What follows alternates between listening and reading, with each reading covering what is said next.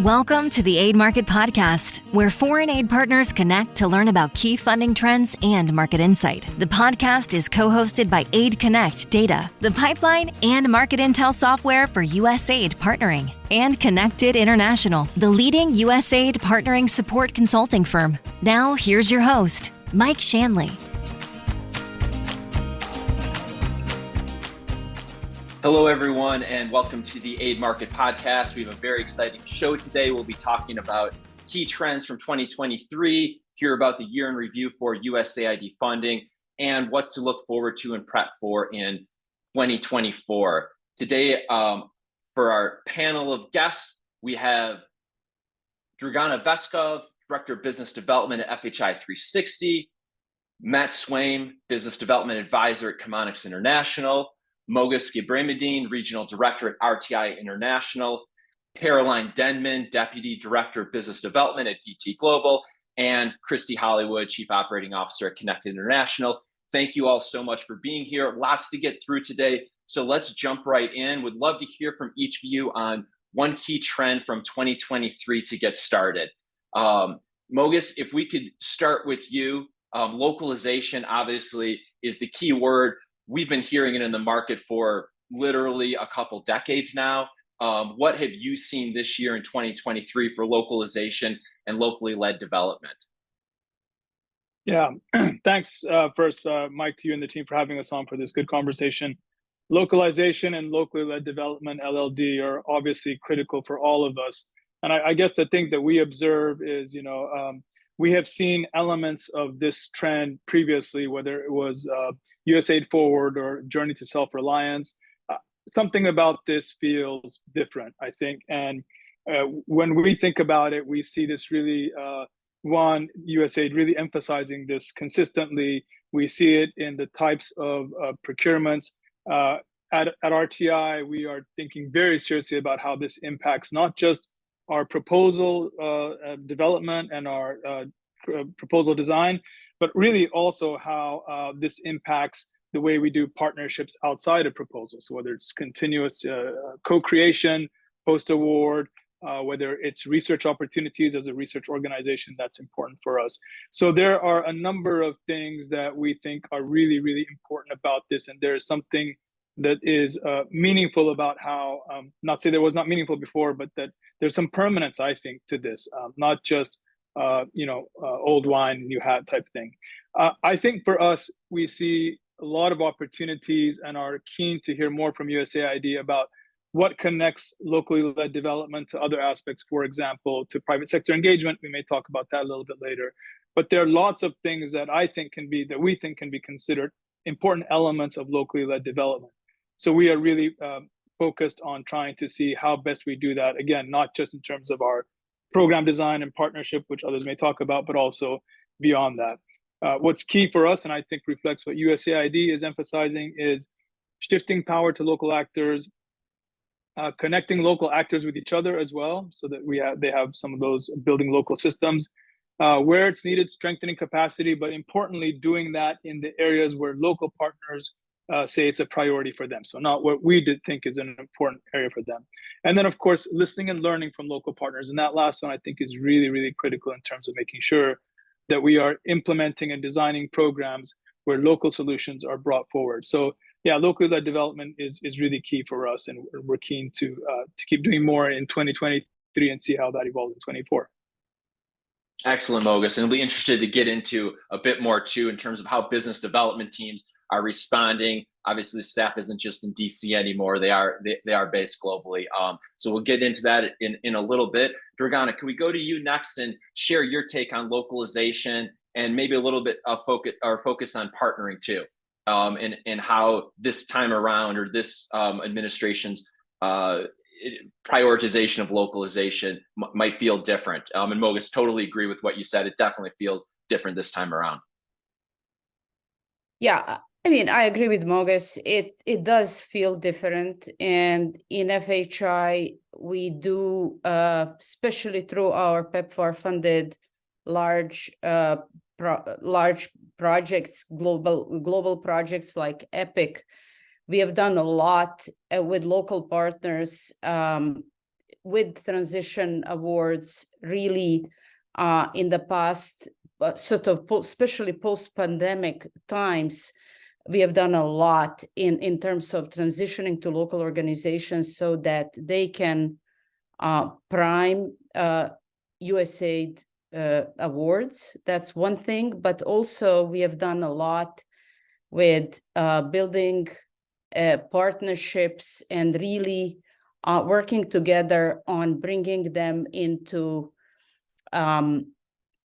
working groups, whether they are working groups that are in-country working groups where they get their seat at the table when policy decisions are being made, when funding decisions are being made, so that they become active participant rather than passive recipient of funding, right?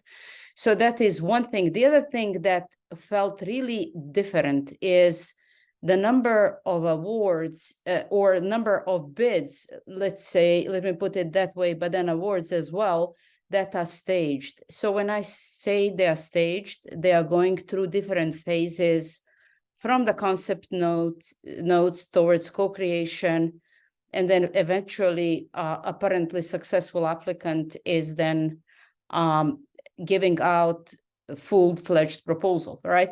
So we are seeing a lot lately. Why am I talking about this? Because there is a cost associated with this approach that probably you guys also can talk about, and other large implementers of USG funding are all seeing. That cost from the point of concept note to the point of award can hit even $300,000 US. Those costs that are enterprise services costs, business development costs, are kind of an obstacle to localization, and local organizations, as much as we build their capacity to financially manage projects, to really technically manage projects, to engage, as I said, through working groups, etc., global forums, etc. Well, what is happening is they still need substantial, not just skills. It's easy to bring skills if there is a funds that are, of course, I mean, we have our indirect costs that we recover. They have their de minimis, and that is often not substantial. What we learned lately is that their de minimis will go up to 15%, which is a good step forward, and I think will support localization forward. But I thought that on top of what we heard is this part is from the business development perspective very important to take into consideration in terms of sustainability of the whole localization initiative. And I'll stop here. Thank you. And we hear that a lot too, just the cost of writing a prime USAID proposal. We have worked with local firms, Popoyan in Guatemala, helped them win their first prime RFP. But when we talk with organizations that haven't yet primed with USAID, one thing we'll let them know is think through, can you afford to lose? Can you afford to go through a couple proposal processes, spend that money, lose, and learn from it, and build from there? And if not, often that subcontracting or some of these other ways of getting started with USAID might be a better fit. Definitely want to get into more of how our business development teams and the large USAID partners changing that model. Moges and Dragana both had interesting points on that. But let's move next to Caroline with DT Global and get into some of the technical sectors of what we've seen. Caroline, can you talk a little bit about what you all have seen in the conflict funding space? Definitely. Thanks, Mike. And building on Moges and Dragana's comments, particularly around localization, inclusion, and return on programmatic investments across our activities at DT Global, but particularly in transition environments, we've learned that resilient change that maximizes USAID's investment is only achievable by strengthening local systems, networks, and actors such that they have cross-sectoral tools to proactively prevent conflict and withstand shocks from a range of sources, be them political, economic, sociocultural, or environmental. The key to this strategy is localized bottom-up rather than top-down capacity building, institutional reform, and civil society strengthening, recognizing that by finding commonalities between communities and resilient resources for positive change, we can help diminish divisions that can lead to conflict. So to achieve success with this approach, implementers in fragile environments need trusted, established partnerships in place early, so that when new conflicts emerge, they're ready with the technical understanding and operational capacity to mobilize quickly and deliver results effectively. And we've done this recently on our $98 million OTI Sudan program, which leverages our 15 years in country to support democratic transition initiatives that can be scaled up or down as needed to respond to emerging challenges, as well as windows of opportunity. Additionally, I think we're seeing more and more stabilization activities are incorporating WASH, DRG, nutrition and health, climate change, or economic growth components into more complex, but again, hopefully more resilient program outcomes. To facilitate this, we've also seen GUC mechanisms increasingly being deployed for local activity design and delivery, helping to build ownership of grassroots solutions. So for us, a multi-sectoral bottom-up approach to resiliency will be particularly important in conflict and post-conflict settings like Ukraine. So we've learned from conflict interventions over the past 2 decades where billions of dollars and mostly top-down programming just wasn't able to produce the needed impact for resilient reform in the short or medium term, let alone long term. Dollar for dollar, stabilization programming in places like Ukraine are going to get the best return on investment through locally led, bottom-up reforms. But this approach obviously requires more hands-on capacity building and system strengthening rather than major investments in direct delivery of goods and services, especially in contexts where supply chains have been broken, workforce opportunities are limited, and the populace has faced significant trauma. This approach is in line with USG's 10-year strategy to prevent conflict and promote stability, wherein the US is shifting away from conflict response and instead prioritizing conflict prevention through resiliency, democratic renewal, and strong economies. We've also seen this manifest in a number of recent award mechanisms, including the Programming for Prevention Peacebuilding, or P4P2 IDIQ, which emphasizes strong cross-sectoral approaches to peace building, as well as a commitment to building a stronger evidence base for long-term conflict prevention. Also, of course, USAID continues to utilize the SWIFT mechanism, or support which implements fast transitions, the 6th iteration of which will be awarded next year. USAID also continues to deploy complex crisis funds, women, peace and security funds, and people-to-people programs, all of which are opportunities to introduce more bottom-up reform and capacity building efforts to respond to crises, support marginalized communities, and build social cohesion. So for us, across its programming mechanisms strategies, we see that USAID has recognized that post-conflict interventions are just more costly, usually require longer engagements, and are poorly positioned to deliver resilient results for institutional reform, civil society strengthening, and positive peace.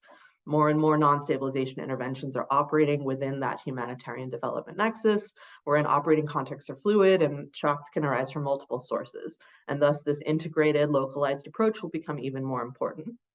So ultimately, to maximize USAID's investment in both conflict programming and fragile environments, our feeling is bottom-up, cross-sectoral, and collaborative activity planning and delivery across stakeholders will lay the foundation for more effective long-term stabilization impact. Thanks a lot, Caroline. And I have a couple of follow-ups with you on partnering, and what's your advice for local partners and new partners that they're hearing what you're talking about, they want to get engaged. How can they best approach one of the established experienced primes like DT Global? So we'll get back to that. Matt, switching to you for the AI and tech conversation. So obviously ChatGPT was a big conversation this year, but I'll let you take this initially any direction you want. AI and tech, how have you seen that play out this year in the USAID market? Yeah, for sure. I think we were all captivated in 2023 by burgeoning AI tools, and it definitely captivated us at Chemonics.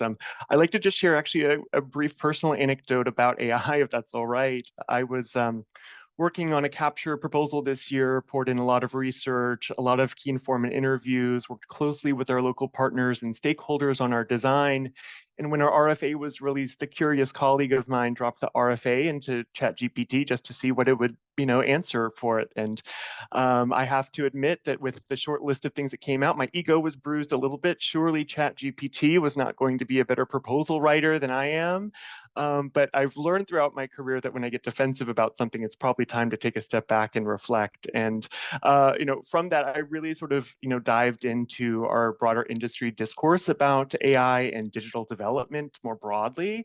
And I've been learning a lot. I don't think that AI is just going to be a fad or just hype or something that just lives and stays in 2023. I do think it's going to be more and more integrated into our daily work, whether a program implementation, firms specializing in this, or even business development. I think it's really going to accelerate the speed of our work and our businesses. And at least I'm personally being optimistic and hopeful that it will help to advance our thinking as an industry and help us move faster towards our development goals. So from Chemonics side, we're piloting some tools in 2024 and really exploring how AI can help with more efficient information discovery, both internally and externally. We are looking to use it as a knowledge management tool to harness global expertise that is often living in as unstructured data in contained in reports that might just live saved somewhere. And really sort of helping use these tools to broaden understanding of what works and supporting our innovation, really so that we can design better programs for the future.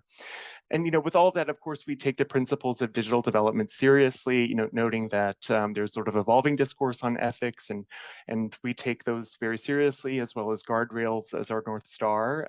And we'll be sort of monitoring those developments and sharing what we're learning, and hopefully our global development industry does with us as well.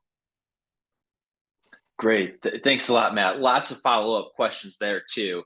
But let's get into the partnering piece of it. So a big piece of our audience are local partners and new partners to USAID. Any one of our guests, if you want to share a bit about what your advice would be for say a local partner that it does see something coming out from USAID that they're interested in partnering on, what's the best way for them to approach one of the primes for that conversation?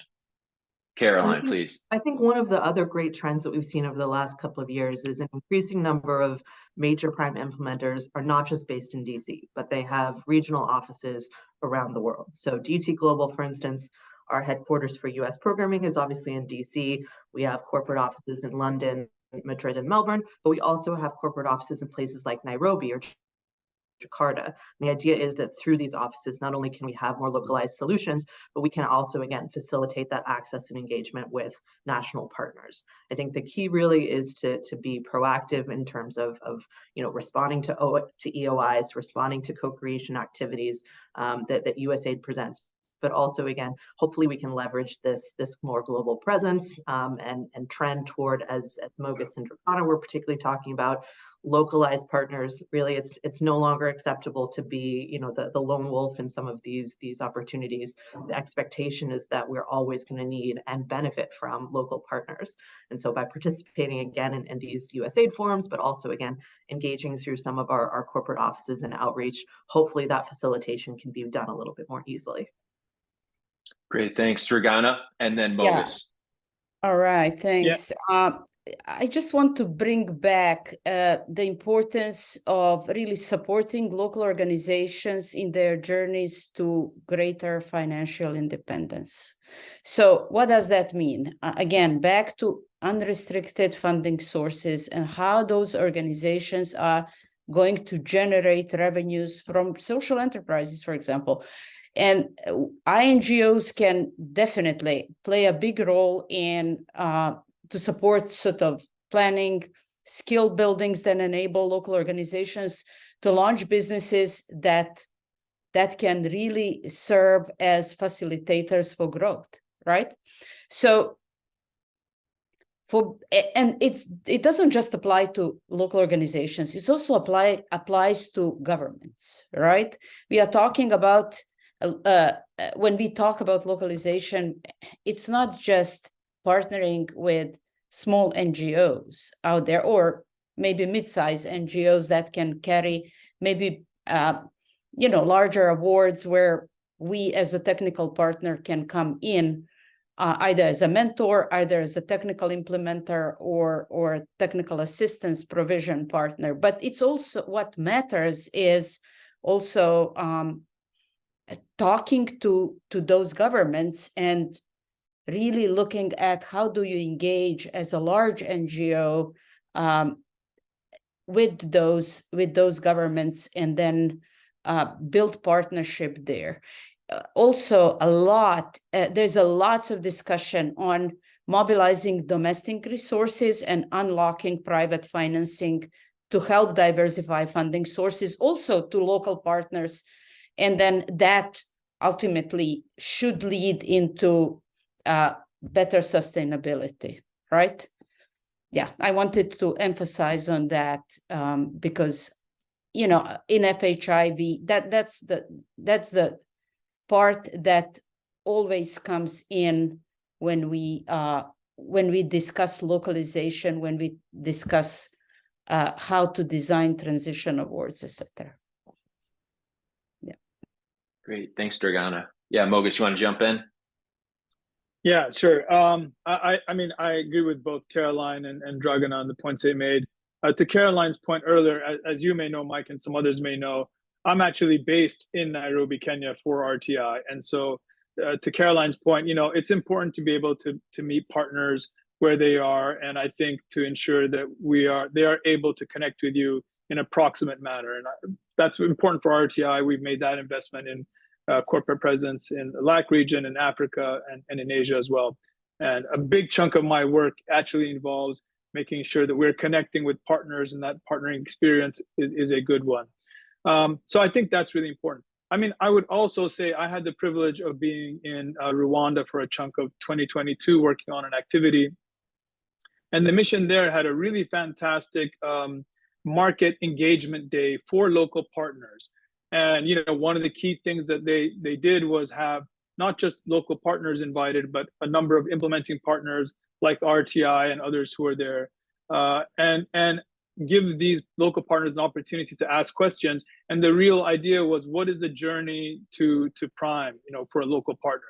And I don't know that every one of those partners was going to be on that journey, but directionally, it made a lot of sense to have those partners ask questions of USAID implementing partners. What do we need to do, and how should we, you know, pre-position? What do we need to get in order? I would just say the one thing that I think is always really, really important when meeting with a local partner is, do they have a clear vision of where they add value? And many times when you're working with local partners who have lots of different things that they do, it seems like they're trying to respond to lots of different opportunities as opposed to really following what it is that they do and do well, because so many of them have started out with a vision and things where they want to add value. So I think we can do a lot. There are opportunities that USAID is creating in missions across the globe that hopefully local partners are aware of and can engage in. And then, you know, we need to go deep, I think. Though I'm based in Nairobi, Kenya, I'm actually in DC this week. I'm actually in the US with one of our local partners in Ethiopia on one of our Feed the Future programs, because in addition to the work that we're doing on that activity, we really want to develop a more robust relationship that's not bid or opportunistic, bid specific or opportunistic, but is really about how do we do research together? How do we learn from each other? And part of that was also, how do we integrate and learn to do some things operationally together? Not always easy, but we're learning a lot. And this week is one where we are giving them a chance to meet with our business partners in the US, and really to try and have some very, very personal discussions about how we develop partnerships broadly. So there's a lot for all of us to do there. Yeah, Matt, you want to jump in on any of those points? Yeah, just building off of what Moges had said, I think that that's really important. I mean, for us, one of the principal tenets that resonates with us from locally led development is progress beyond programming. And I think that that's been one of our big lessons this year, is that working with our local partners, it's not just about what can sometimes feel very transactional, one proposal at a time, one project at a time, but really convening and engaging at times when there's not a live RFP at hand, or there's not a deliverable on a project that needs to be submitted, but trying to develop more meaningful relationships and strategic partnerships with our partners has been really crucial for us. We similarly have had a number of technical exchanges with our local partners where we've brought them to our headquarters in Washington, D.C., or we've facilitated exchanges between two separate country staff. And those have been extremely successful, and I think have really, deepened our relationships with our partners and really underscored what we're trying to do throughout, the localization process, and not not make everything just so, transactional, one thing at a time. Great, thanks. I want to jump into the next topic. Maybe we'll come back to localization for a bit, but private sector engagement. Almost as long as we've seen different iterations of localization from USAID Forward to the current initiative, private sector partnerships, private sector engagements been a priority. I don't know if any of you wants to jump in first just to see in 2023 what you've seen for private sector engagement and maybe any trends you've seen there or just successes or continued challenges in that area. Moges, you want to jump in first on that? Yeah, sure. Just very quickly. I mean, obviously, it's very important. I make the link a little bit between locally led development and private sector engagement. Really, I've heard from a couple of missions and meetings that they think of private sector engagement as being one of the sort of avenues towards locally led development in terms of local partners that are taking something on that is sustainable. And really, this market-based approach and working with the private sector actors is a key way to do that. I would also just add that I think we are doing our best to try and understand, we think of private sector engagement in some traditional USAID sectors, whether it's, in food systems or some other finance related ones. But really, I think there are opportunities, for us to think about how private sector can be engaged on things like educational sector work, health sector work. And I think it's incumbent on us as implementing partners to really try and think about what is the role for private sector that can sustain these initiatives, beyond the life of our projects. And to Matt's point about progress beyond programming, I think, private sector engagement is really, really a core part of that. So it's something that we think is really, really important. We have made investments in trying to understand how we understand and engage with more private sector actors, how private sector engagement is key to everything that we do, and how we try and do it across sectors as well. Yeah, Moges, I think that's a great point of how private sector development, it's not just let's get some big flashy deals with Fortune 500 companies, but it really can be a core piece of localization. Caroline, do you want to share some thoughts, and then Dragana? Yeah, I think in line with what Moges was saying, for me, private sector engagement is really about making the tent bigger. We talked about this again in response to localization, trying to introduce new actors, trying to introduce new players, trying to introduce more local solutions. And for me, with private sector engagement, the ideas are there, the innovation is there, but that connection with USAID or the more traditional, let's say, humanitarian or development arena is the disconnect. So if we can enable these companies that are maybe not super familiar with, let's say, USAID compliance, focus on those areas where they need help. Again, compliance, access, proposal response within this kind of more narrow USAID approach, and let them be the innovators. Let them bring their technical expertise. Again, let them bring their locally led solutions, and have us be really the facilitators, the connectors, focus on capacity building where it's needed. We are not best placed to advise X local company on their particular business practices. Really, can we, again, help to facilitate that bridge to the development world, to USAID, expose more actors to this arena, and help to facilitate those kind of unconventional pairings that can lead to, again, more grassroots solutions, more ownership, more local innovation.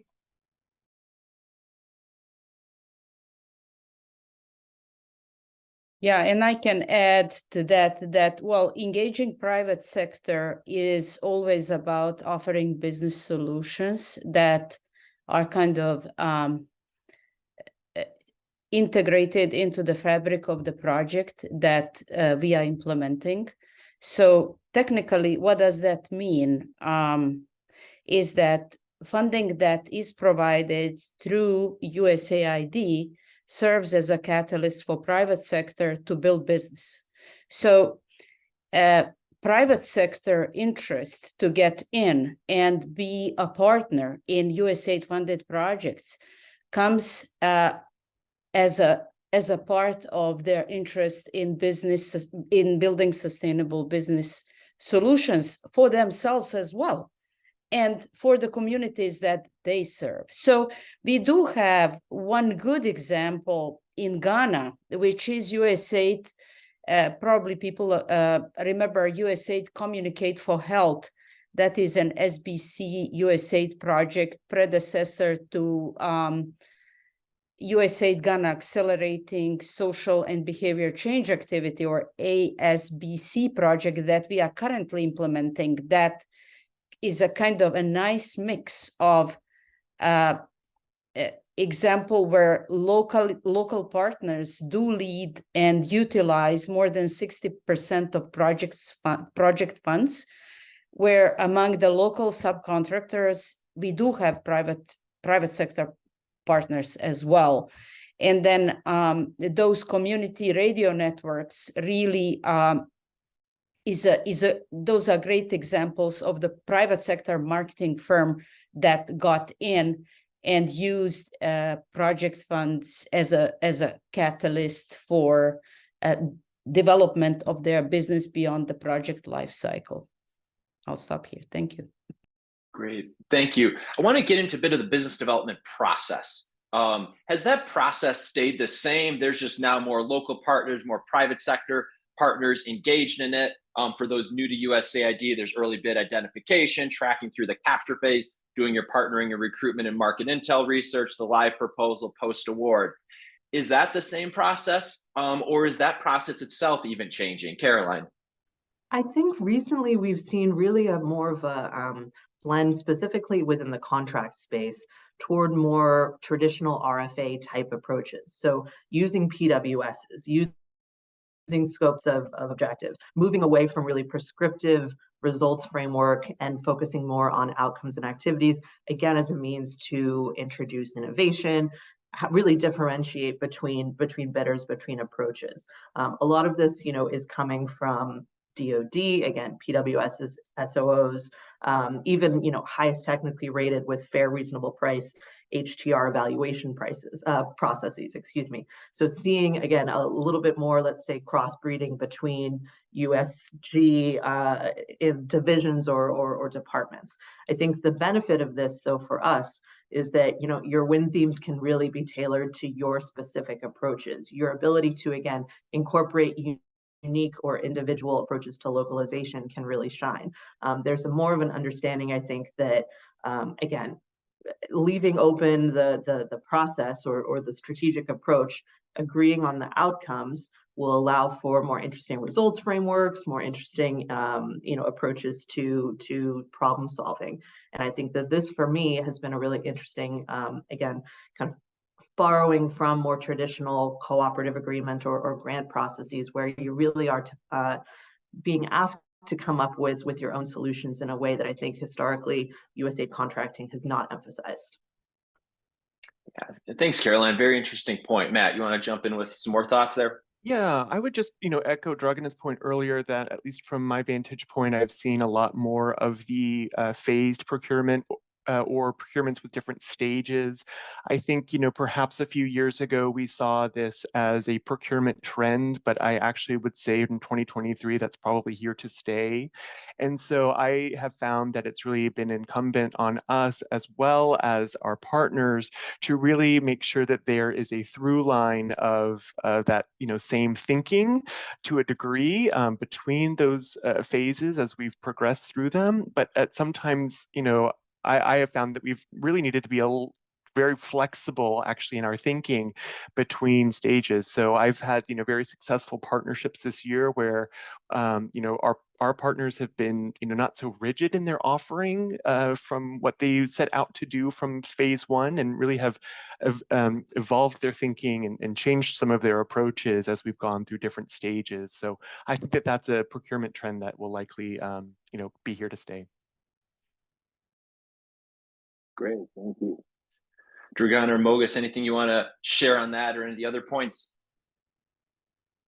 I was going to say, I completely agree with the point Dragana made earlier and what Matt just said. I think, the multi-stage procurements is really sort of the order of the day, and we're really learning and thinking about how do we adjust our proposal systems and capture systems to be able to do this in a phased approach. I was going to talk about that under the next phase, but I think it is really the thing that we are doing our best to understand. What does it mean to prep for orals and to get to one stage and to do capture here, And again, I'll keep coming back to local-led development because we think it's so critical. But even in terms of how we are presented in orals, where we have local partners, making sure that we invest the time to engage them in orals and bring them on board and to be able to practice with them. So there are lots of investments that this requires, as Dragan has said. There's, of course, uncertainty around some of the duration, but I would say that for the most part, we probably have all had varying experiences. USAID has been pretty, on the ones that I have been involved in, pretty consistent in moving through that multi-stage process. And I know that differs from time to time, but there's an element of predictability, I suppose, in some respects. There's also just, in some respects, the good fortune of knowing when you are moving forward and when you are not, so that you can also, reestablish where you're going to focus in other opportunities. So yeah, that's what I'd say on that. Great, thank you. Dragana, you had some other thoughts? Well, it is, I think we all kind of came to the same conclusion about these new trends on the phase, the kind of approach to from the concept note to the award.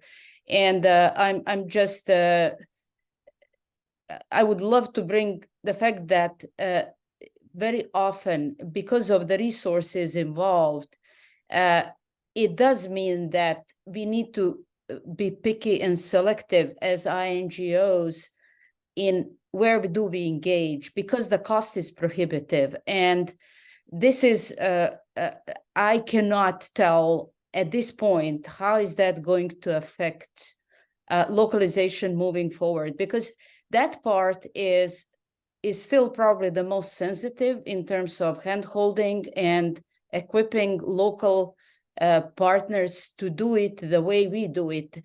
And well, I mean, there's a lots of work that still needs to happen there, so that we probably need to talk more with USAID, because I'm not sure that USAID is always aware how costly this is. And then the other thing is, which is not business development, but project implementation piece. And I'm pretty sure colleagues from RTI and Chemonics will agree with me on this one. Project startup is the most sensitive time of project implementation. If you don't start the project well, it will never go well. And we know that as INGOs, local partners, they are in the learning process about all the hoops of project startup. And this is where hand-holding, again, resources, there were situations where even us, we need additional resources. We need to put investment in to make sure that the project starts off well. So this is just to bring in a little bit beyond business development, but kind of important part to think about when talking localization. And that's important. In my conversations with USAID staff recently as well, there are even various opinions, obviously, within USAID on what is localization. We had a recent episode on that. We'll have another episode in January on local partners on localization, where we'll get to hear their voices on what is localization, what is a local partner, are these stage procurement processes actually helping? You mentioned something on the cost. I think originally there was a feeling from USAID that stage procurement would actually be cheaper, less costly to go through the process. And then I think there's a realization that it ends up being as much, if not more. That said, there can be some other advantages to it as well. Caroline, anything else you want to share on this? Just one final thought. It goes in line with the phased procurement and also Dragana's comment around startup. I think one other trend that we're seeing, obviously this has been particularly manifest under recent OTI task orders, but has also kind of increasingly be seen in other solicitations, particularly in the wider DRG space, is a move away from naming KPs as well. And so the impact that this can have, one, again, in terms of the cost of recruiting, your ability to differentiate yourself, but again, particularly with regard to startup, startup, the expectation is that these people will be named and submitted within whatever 30 days, which means you still have to recruit for them, but you also have this kind of balance in terms of trying to find local actors that can fill kind of a variety of places. So this then again will impact the ability to deliver your startup deliverables, have that kind of quick impact. And I think that this also is a trend that we're seeing that on the one hand kind of opens up particularly CCNs to be able to participate in a variety of bids, but can also again have this tempering effect on ability to start up quickly and deliver those immediate results that we need to for lasting change. Thanks, Caroline. And quickly there, KP, that's for the new partners, key personnel. So that's the chief of party or any of the staff that you would name at the proposal phase. It's not always a requirement anymore, but that does make for, we're talking maybe more importance even on the startup, getting your team in place. And then as Dragana said, making sure you get off to a good start with all the partners. Great. One other quick question, then we'll move on to looking ahead to 2024. Caroline, you talked about the conflict funding sector. For the other guests, is there any other technical sector that you've seen some key changes on or haven't seen key changes on, or any trends you want to mention from 2023? I mean, Mike, I can jump in briefly. There's probably a lot that we can discuss here. One thing that we saw in 2023 and may continue is the impact of some of the supplemental funding that USAID has made available. I speak here, for example, of Ukraine supplemental funding, much of which has been directed to Africa for security related work. It requires, like many other things, adaptation and the ability of partners to be nimble. Just that we understand the importance of being able to take funding that comes in midstream activity and responding to either a crisis. In countries like Ethiopia, we see crisis modifiers, similar sort of mid-activity things where you need to pivot and add and adjust and stay committed to your deliverables, but take on some more. So that was, I think, an important thing that we saw that we're learning from and would expect that we see more of that in the coming year. Great, thank you. All right, now moving to 2024, what we're looking for, how to prep. It'd be great to hear from each of you kind of on those 2 points. What's one thing you're looking at for 2024? What's one indicator or change you're looking at? I think, Moges, you kind of shared an initial thought on this in terms of the procurement process, the proposal processes and the stage procurements. And then one thing you're doing to prep. Matt, actually, maybe we'll go in reverse order for this one. So if it's all right, we can start with you. Talk about your all's 2024 prep and what you're looking for. Sure. Yeah, I think the first thing, and this kind of ties to your last question, Mike, is that we're really sort of starting to really focus in on some of these cross-cutting concerns and how really central actually they're becoming. I think, part of the initial commentary I had was really on digital development. And so I think that we're seeing that as an increasing concern in our programs, whether it's, central to our technical, such as combating misinformation or disinformation from malign actors, or whether it's using partners or tools or platforms in individual sectors. Caroline touched on such a cross-sectoral work that we're seeing. I see that in digital development as well, and really starting to partner with local digital development firms to advance their work. I think we could probably say the same on some of the other cross-cutting concerns on private sector engagement, climate change, gender equality, social inclusion, diversity, equity, and inclusion. These types of things I think are really becoming really central to the work, and are not just going to be add-ons or things that we think of secondary as we develop our design of our proposals moving forward. And one of the things that we'll be looking at, my team is primarily focused on the Asia region. We'll be sort of looking at some of the strategies that the U.S. government has, including the Indo-Pacific strategy. I mean, especially coming up into an election year in 2024, policies can change very frequently in election years. So we'll be sort of looking at how some of those have evolved. We've been seeing a lot of movement on the strategy in recent months, including a new mission in the Pacific Islands and a new office out of the Maldives. So we'll be looking at some of the new multidimensional, multi-sectoral programming that are really in line with the Indo-Pacific strategy. So that's going to be something we'll be keeping our eyes closely on in the next year. Great. Thanks a lot, Matt. Caroline, you want to go next?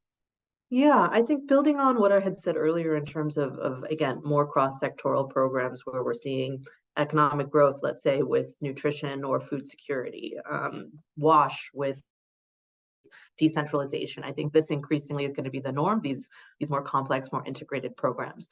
I think balancing that, we've also seen USAID recently release a number of opportunities that previously had been more diffuse within larger, let's say, again, DRG or WASH activities, and are now getting their own dedicated programs. So we're seeing this particularly, for instance, with strategic communications, with internet freedom, with some sort of women's empowerment, institutional reform activities. So really seeing things that, again, had been more diffuse and are getting really the dedicated programming prioritization that has not really been the focus historically.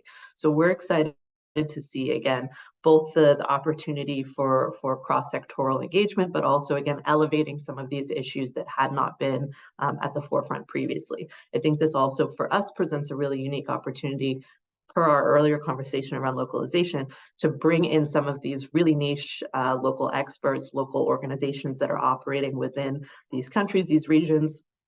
Matt was mentioning the new mission in Suva, trying to find, again, people that have not necessarily been as historically involved in development, particularly from the private sector, and trying to bring them into these new opportunities that are emerging within USAID's technical priorities. So this is something that we're interested in. I think also building on what Matt was saying earlier, we're mobilizing AI resources to help us develop more comprehensive responses, incorporate learning, incorporating best practices from across all of these various technical areas. When you're developing proposals, having one person who knows health, WASH, DRG, what have you, is not going to be possible, most likely. So using AI resources with solutions that can facilitate synthesizing data, sourcing information inputs, analyzing solicitations, overall improving responsiveness, I think this is really going to make our solutions more effective and more inclusive.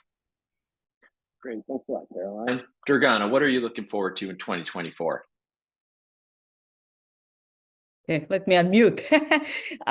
Well, we are in FHI, we are seeing an increase in USAID's interest in climate smart healthcare, and really increasing of climate smart healthcare related activities to existing projects, particularly under the big global EPIC project, right?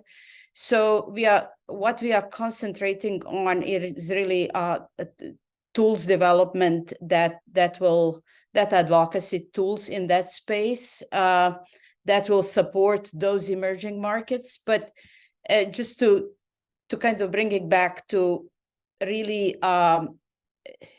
climate smart healthcare is something that is a big space for FHI 360 in the coming, I would say, years, because we are addressing it through the lens of, like other people mentioned, it's integrated and it requires cross-sectoral approach, but really through the lens of communicable diseases, which is vector, waterborne, and zoonotic diseases in combo on one side, but also nutrition, security, and mental health on the other side. And then, of course, there are other aspects to it.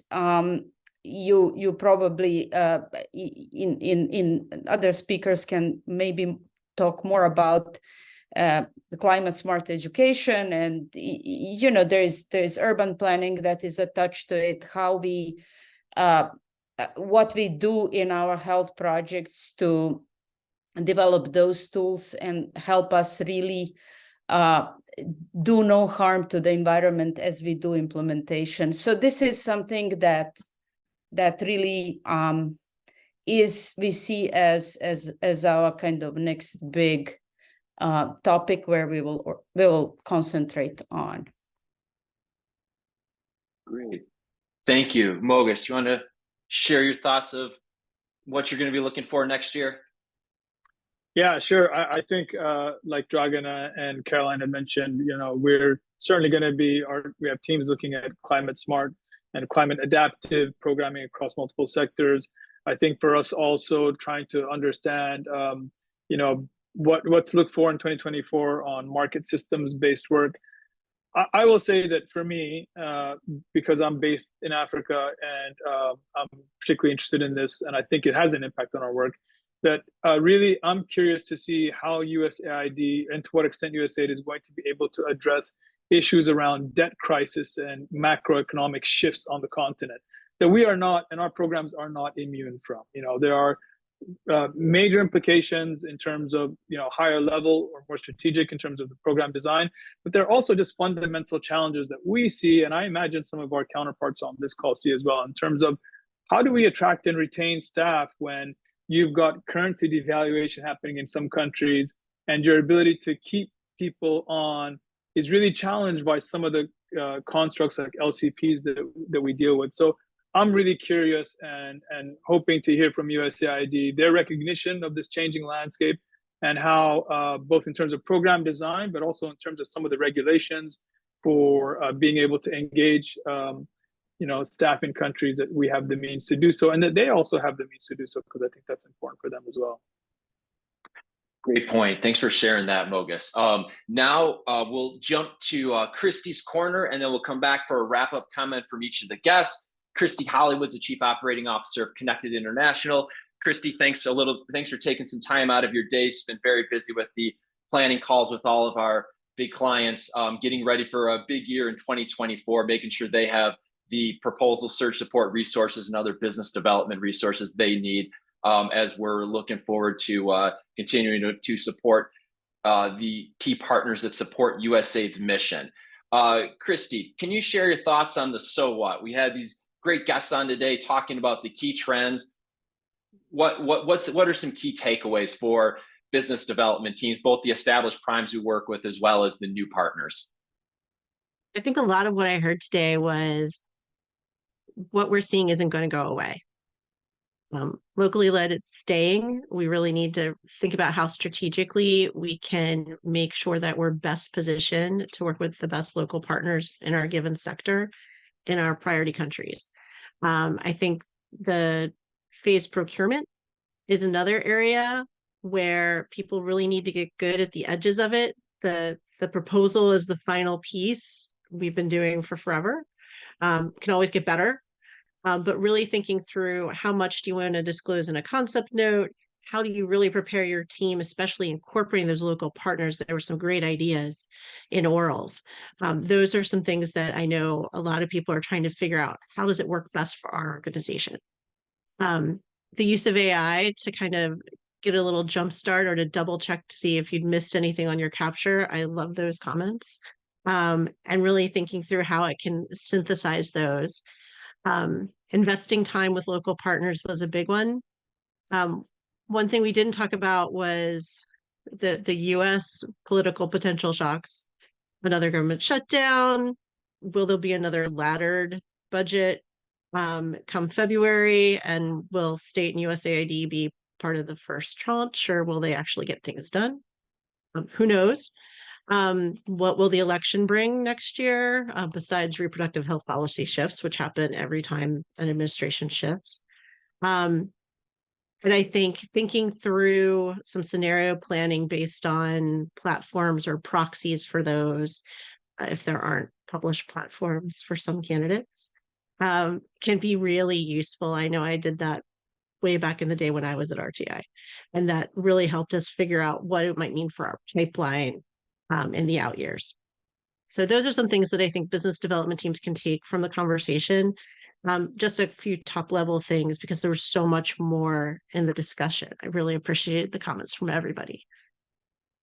Great. Thanks a lot, Christy. And you can message Christy on LinkedIn to connect with her there if you want to talk about your team's proposal development, search support services, or other business development needs in 2024. With that, I'd like to wrap up with each of the guests. Please just share any final thoughts, and then how can our audience and partners contact you and contact your organizations? We can go in the original order. Moges, do you want to go first? How can everyone get in touch with you and the RTI team? That's easy. Thanks, Mike. So best way is rti.org. And also on LinkedIn, we have the RTI LinkedIn page is a good way to connect and we'd love to be able to do that. I think thank you, Mike and team, for this really interesting discussion, and to the co-panelists. It was great to hear from all of them. It just reminds me that we all work in this space together, and though sometimes we may be competing on an opportunity, it's really important that USAID's investments are sequenced and layered and integrated. And so I hope that we really take from this discussion that we have an opportunity to help USAID maximize on all these investments by making sure that we talk to each other. And though we may compete and bid against each other in some ways, I think we are all committed to making sure that when we are implementing, we benefit from an activity that was there before us, and that we provide the same for an activity moving forward. So I look forward to continuing this discussion with colleagues here, and just thanks again, Mike. I love that comment, Moges. Thanks. Great thought. Dragana, and the FHI 360 team, how can we get in touch with you? And then any final thoughts? Yeah, in a similar way, you can get in touch with me. It's simple, dveskov@fhi360.org. And LinkedIn, I always respond to people when they contact me on LinkedIn, or I'm trying to be responsive as much as I can. And then, of course, through our website, we always have people in our comms team that are responding to people. So please, if there is anything, feel free to reach out. I'm really happy that I participated in these discussions. I think it's very obvious that we are all in sort of the same line of business to improve development and to really support USAID in everything that they are doing, trying to bring development closer to where implementation is and elevate those local partners, because this is where the rubber meets the road. So regardless whether we compete against each other or we partner, we all I think have a common goal. So it is a nice discussion, and I thank you for inviting me. Absolutely. Thank you so much for taking the time to join. Caroline, please. Thanks, Mike. Yeah, if people want to get in touch, please reach out to me over LinkedIn. My email is carolyn_denman@dt-global.com. Again, our website as well, dt-global.com. We're active on all of the socials. We're really excited to try and find new partners, find new ways of engaging. We're always looking for new ideas, new opportunities. And I think the common thread that I took from our discussion is that we're all excited to see USAID and other implementing partners continue to learn, continue to innovate, continue to find new ways of being more inclusive, more responsive to evolving needs. Stagnation is the enemy. We're really trying to, again, try to find new solutions for better, more targeted impact. And I think this is what we're all trying to do in this industry. So I appreciate the time and look forward to continuing the conversation. Thank you so much, Caroline, for taking the time to join us. Matt, take us home, please. Yeah, of course. You can find us at chemonics.com. You can find me on LinkedIn, I think similarly to all the other guests. And I think, podcasts like these are part of my 2024 New Year's resolution to be active and present in conversations and convenings and really make sure that I'm an active participant in learning. And I think that that's been a common thread as well, to make sure that I'm learning as well as sharing the learning that I've had with others. I think it's only going to make us all better. So thank you so much for having me, and I really appreciate the conversation. Thank you all so much. Matt, Dragana, Moges, Caroline, thank you for taking some time away from your busy schedules to share your insights on the USAID's market, on 2023 trends, what to look for in 2024. We really appreciate it. Look forward to staying in touch with all of you and hearing from all of you in the coming year. Thank you all, and have a great day. Thank you for tuning in to the Aid Market Podcast. If you enjoyed today's show, be sure to subscribe wherever you get your podcasts and connect with Mike Shanley on LinkedIn to stay updated on the latest USAID funding trends.